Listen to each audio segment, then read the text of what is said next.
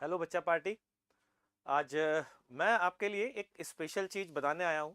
और वो स्पेशल चीज़ है ये कि बहुत सारे क्वेश्चंस इस समय जहन में चलते हैं क्योंकि टेंथ का एंड आ रहा होता है। और ये चलता है, टेंथ में बोर्ड के एग्ज़ाम है, हाफ ईयरली दिया। हाफ ईयरली देने के बाद फिर हमें लगता है कि वो एग्ज़ाम भी देना है, बोर्ड के एग्ज़ाम देने। बोर्ड के एग्ज़ाम में पता नहीं क्या होगा, कितने मार्क्स आएंगे, पूरे मोहल्ले वाले पूछते हैं, रिश्तेदार नाश्तेदार सब पूछते हैं। तो सर क्या करें, मतलब समझ में नहीं आ रहा है। हम बोर्ड की प्रिपरेशन करें, हम नीट की प्रिपरेशन करें, हम जेई की करें, हम क्या ऐसा करें जो हम बोर्ड के मार्क्स तो लाए लाएं और साइमल्टेनियसली हम बहुत अच्छा कर सकें जेई में। जब ये क्वेश्चन आया मेरे जहन में तो मेरे भी दिमाग में ये बात बार बार आई। अपने आप से मैंने पूछा, रिकॉल किया कि यार टेंथ की स्टार्टिंग में क्या हम ऐसा कुछ कर सकते हैं जो एक एवरेज बच्चा, जो एक नॉर्मल बच्चा बहुत अच्छा कर सके। किसमें कर सके बहुत अच्छा? बहुत अच्छा जेई में जाके कर सके। तो क्या फिर मैंने अपने दिमाग में एग्जाम्पल्स ढूंढे कि मेरे दिमाग में एग्जाम्पल्स कौन कौन से ऐसे बच्चे थे जिनको मैंने टेंथ के हाफ ईयरली के दौरान पिक कर लिया था। और उसके बाद किसी की रैंक आई 18, किसी की रैंक आई 20, किसी की रैंक आई 42। ये मैं आपको एग्जैक्ट रैंक कोट कर रहा हूँ। ये उन बच्चों की है जिन्होंने टेंथ में ही थोड़ा सा पहले स्टार्ट कर दिया था। तो बच्चों, इस टेंथ में स्टार्ट करने का फायदा क्या होता है और ऐसा क्या चीज है जिसके कारण से मैं ये बात कह रहा हूं, जरा ध्यान से सुनना।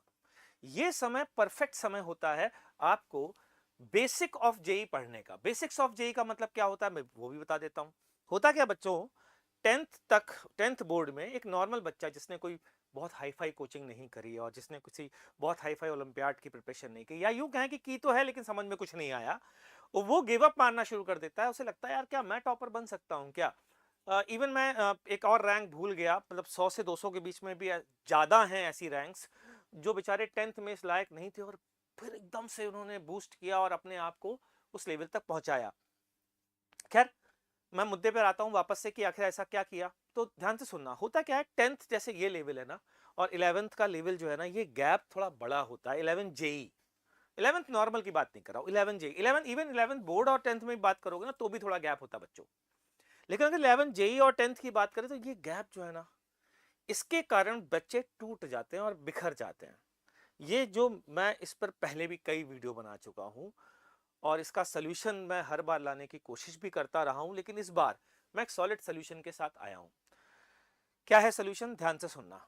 इस दौरान आपको एक ब्रिज बनाना पड़ेगा टेंथ और इलेवेंथ के बीच का, ताकि वो ब्रिज जो है ना, जब आप इलेवेंथ को स्टार्ट करें मींस अप्रैल में, तो वो ब्रिज आपको मदद करे स्लोली इस इलेवेंथ को कंपेयर करने, कवर अप करने में, जेई वाला।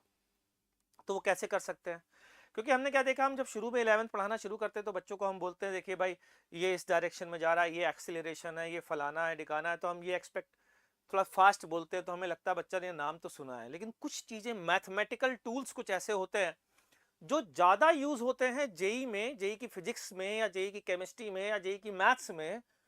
और हम ये एज्यूम कर लेते, हम मतलब टीचर ये एज्यूम कर लेते ये तो उसने 9th 10th में पढ़ा होगा तो उसे पढ़ाया नहीं जाता और आगे बढ़ जाते हैं। ऐसा हर कोचिंग में होता है, पूरी इंडिया की हर कोचिंग में, कोई एक्सेप्शन नहीं है इसका। तो फिर मेरे दिमाग में आया, जब मैंने कोर्स सिलेबस देखा, कोर्स स्ट्रक्चर देखा, मैंने तीनों एचओडी से बात करी, तो एक चीज समझ में आई। वो समझ में ये आई कि हम इसका ब्रिज कैसे बनाएं। हम वो सिर्फ और सिर्फ 9th और 10th की वो चीजों को एक्सट्रैक्ट करें जो हमें 11th में यूजफुल होने वाली है। तो हमने वो हमारे तीनों एचओडीज ने मिल करके प्लान किया और एक ऐसा कोर्स डिजाइन किया जो एक ब्रिज की तरह काम करेगा। किसमें? 11 जेई और 10th बोर्ड। पहली चीज। दूसरी चीज, एक और बात बताता हूं। बहुत सारे बच्चे मुझसे कह रहे थे कि एसआरजी में एंट्री अगर मुझे चाहिए तो कहां से मिलेगी, मैं कैसे एसआरजी में, अनअकैडमी की कोटा एसआरजी में कैसे एडमिशन लूं। तो अनअकैडमी की कोटा एसआरजी के एडमिशन के लिए भी ये वीडियो मैं बना रहा हूं। और अब जिस मैं कोर्स के बारे में बात करने जा रहा हूं वो जरा ध्यान से सुनिएगा। वो एसआरजी बैच में जाने का तरीका भी है और साथ ही साथ ब्रिज की तरह काम भी करेगा, जिसके बारे में मैं इतनी देर से बता रहा हूं। वो है कोर्स बच्चों, ace your IIT JEE preparation with top educators, kick start your journey to success। prepare for JEE Mains Advance, Olympiad preparation, regular tests, complete with similarly talented learners, compete करिए उनसे, board preparation, आई growth batch इसका नाम है और ये early start है। Basically early start का मतलब ये जल्दी से जल्दी, बहुत जल्दी हम लोग मतलब कब से स्टार्ट कर रहे हैं आप देखें तो ये बैच लगभग स्टार्ट होने जा रहा है। 4 मंथ बोर्ड सब्सक्रिप्शन फ्री, तो मतलब ये 10th का है और ये बैच जो डेट है वो अभी रिसेंटली मींस नवंबर में ही स्टार्ट हो जाएगा। बैच की डेट आपको पता चल जाएगी कि बैच की डेट क्या होने वाली है। डिस्क्रिप्शन में उस बैच डेट के बारे में आपको दिया गया होगा और साथ ही साथ एक गूगल फॉर्म भी हम इसके डिस्क्रिप्शन में डाल रहे हैं।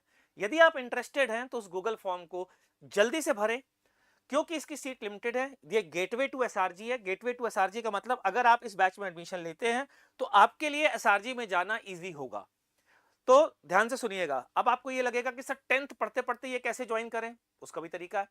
बहुत कम क्लासेस, हफ्ते में 2 क्लासेस ऐसे होंगी, 3 क्लासेस 4 क्लासेस, इससे ज्यादा क्लास ही नहीं रखेंगे। क्यों? क्योंकि हमको वो ब्रिज भरना है, ना कि हमको 10th खराब करना है।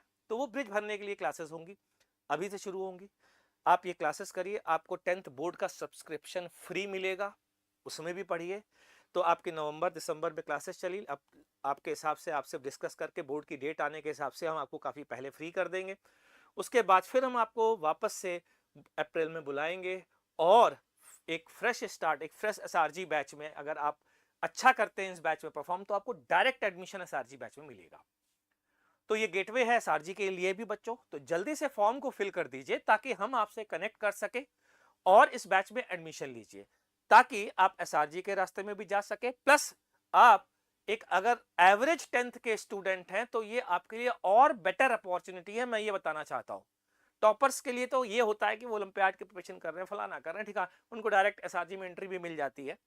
लेकिन अगर आप एवरेज स्टूडेंट हैं और आप ये मौका नहीं खोना चाहते हैं एसआरजी बैच में पढ़ने का तो प्लीज गूगल फॉर्म भरिए और जल्दी से जल्दी एडमिशन लीजिए इस बैच में ताकि आप वो ब्रिज फिल कर सके। तो बच्चों इसी के साथ ये वीडियो मैंने बनाया है आपको ये बताने के लिए कि किस तरीके से 10th को ध्यान रखते हुए आप अभी से 11th की प्रिपरेशन कर सकते हैं। तो मैं इंतजार कर रहा हूं आपके नए बैच में आने का और साइमल्टेनियसली जेई की जर्नी को ट्रेवल करने का, जेई की ऐसी जर्नी जिसमें आप टॉपर बनेंगे एक एवरेज स्टूडेंट से। Thank you.